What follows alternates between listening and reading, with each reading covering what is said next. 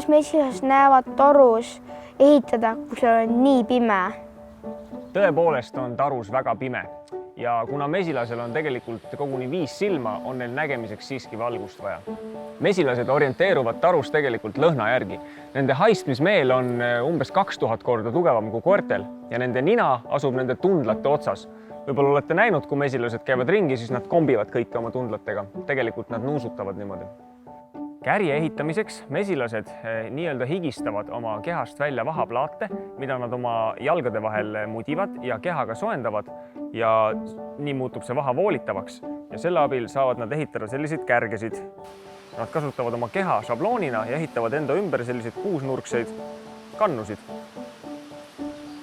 Selliseks ehitamiseks ei ole neil ju tegelikult valgust vajagi. Muideks, 1 kilo vaha valmistamiseks ühel mesilasperel kulub 4 kilo mett.